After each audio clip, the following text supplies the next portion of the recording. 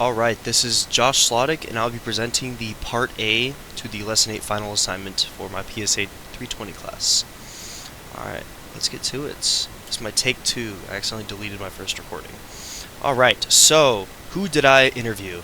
I was very fortunate with my aunt actually working with an HR department within the Department of Homeland Security in Minnesota, and she is a chief administrative officer there. So I really struck out with someone that I could interview for this job. It was perfect. And what does her job entail? There's 4 main things she hinged it off of. It was administrative leadership, which is just overseeing day-to-day operations of the department, and also it's supposed to say compliance with both state and federal regulations, and as well in developing and enforcing internal policies and procedures. Budget management is something that she has a hand in, but it's not her main job. She does need to know about these things, mostly handled by the accounting department. Human resource and human capital management, which is her main focus, and that is to be in charge of hiring and talent acquisition of employees. We'll talk about that more in a bit, as well as operations and infrastructure oversight, which is just managing facilities, equipment, and IT infrastructure. Also not really her main responsibility, but it's something that she needs to be cognizant about and has a say in these things. Alright, so what is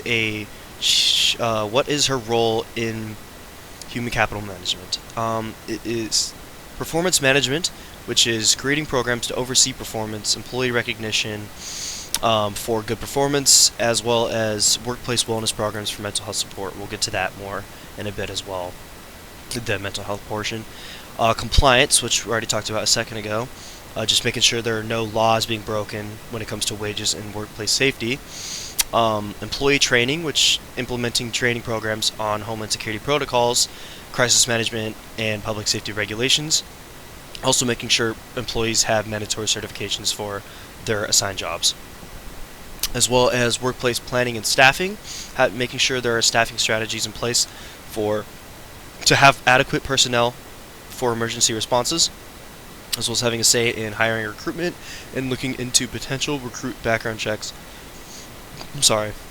Looking into potential recruits' background checks and security clearances. Alright, so my main question was, what was the most significant issue that she faced in her position, or just what was the biggest issue that she saw among the Department of Homeland Security? And she said it was employee burnout and just the overall employee mental health, if she had to choose one. She mentioned other things like an aging workforce, remote work, and just an overall difficulty in hiring. But the one thing she said was employee burnout and overall mental health. So I put together 10 questions for that after we got to that part, and this is kind of the part 2. What was her main cause, or what was the main causes of burnout in the Department of Homeland Security? And she said the biggest contributors were very much dependent on your job, but very long and unpredictable hours, limited staffing, and an overall high-stress environment. An example she gave me for the unpredictable hours was when there were severe weather storms or snowstorms in Minnesota. They were having emergency response teams that were on call 24/7, which, as you can imagine, is very strenuous for everyone involved.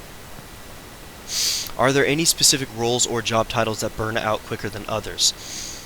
Like mentioned before, the emergency responders, as well as the cybersecurity teams that are also always on. Pretty much any job where you're always on call and you're home, but at any moment you can be brought back in. It's those jobs that typically burn out quicker than others.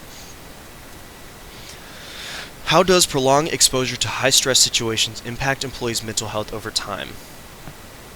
Employees that have prolonged exposure to these high-stress situations very often deal with some amount of chronic stress, anxiety, or PTSD in some cases. And in her words, just about anyone that works in this field is dealing with some sort of issue from their high-stress jobs. Many of these people experience some sort of hypervigilance just from always being on, and it never leaves them even when they leave work. What mental health services are currently in place for employees dealing with stress? Oh, by the way, some of this stuff I went back and just added more context with research. So most of this is from my aunt, but some of this is just research I did on my own. Um, the Employee Assistance Program, which is offering free counseling for state employees. However, and this is going to be a common theme, there is a major stigma around a lot of these programs. We'll get to that in a bit. But another service that's involved is, or being offered, is crisis debriefing sessions after major incidents, which are very positive, and also wellness initiatives to encourage mindfulness about workplace balance. But these often don't address the uniqueness that each unique job has. So, for basically, many of these initiatives don't really, they're more of like a blanket statement. They don't necessarily help with whatever your unique job is, if that makes sense. How effective have these programs been? So, feedback from a lot of these mental health programs are mixed. The debriefing sessions are useful, but don't really help with the problem of long-term burnout. And outside of the stigma of going to these using these programs, many people don't use them because they don't trust them. They believe that if they go and use these programs because they're having mental issues, or they just can't quite get their mind right, they believe that using these things will negatively impact their possible career advancement. Are there any policies or laws in place to help with the work-life balance? It depends on the job. Depending on the job, remote work is allowed. For example, my aunt works mostly remotely, but most people are going back into the office full-time. It was more of because of COVID, everyone went remote, and a lot of the jobs that could have stayed remote stayed, but for the most part, people are going back. Remote jobs, for the most part, you're very lucky to get them, and they are very helpful if you do have them, but most don't. Shift rotations, especially after long deployments during natural disasters or just anything like that, are good, as well as time off can be a major improvement for an employee's mental health, especially after a very intense stretch at work. What are the current biggest barriers for the department to improve mental health support for their employees? Stigma. Stigma is the biggest thing. Many people do not want to seek for mental health support because they see it as a weakness. While they may not say it, even if these services are offered and they need them, they will not use them. And also, many of these services are just very, for the most part, underfunded. So even if many of these people wanted to use them, they wouldn't get the services that they need. Do people talk about mental health when they're at work? There is some. She mentioned there are some people that talk about it. It's kind of a touchy subject, so people just don't really talk about it. However, there is much more conversation about people's mental health than ever, which just as societally is a good trend in the right direction. And then mental health checks are mandatory, which is another great way to spark conversation. It's these on-site counselors that kind of made this mandatory, by the way. Are there any steps being taken to reduce employee burnout in the long run?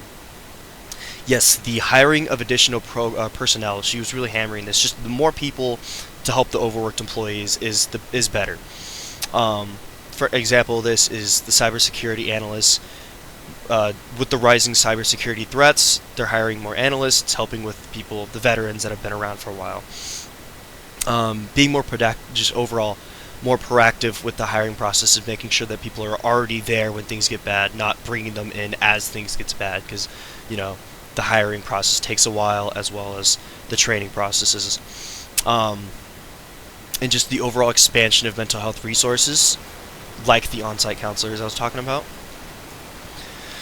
And then I asked her if there was just an infinite amount of money within the Department of Homeland Security, what would be the perfect solutions to help with employee burnout and mental health? like I mentioned a second ago, just the increase of staffing was the thing she talked about the most. She was like, this, if there was as many people as we had, it would be just the constant shift of people would be ideal. But yeah, as well as true confidential Homeland Security funded therapy programs that employees are actually trusting of, because they do exist. People just do not use them, or not enough people use them because they want to advance their career and they feel as if using these will not, or will be preventative of that. As well as targeted resilience training to teach stress management specified for employees' roles. Alright, and I believe that is everything. Thank you.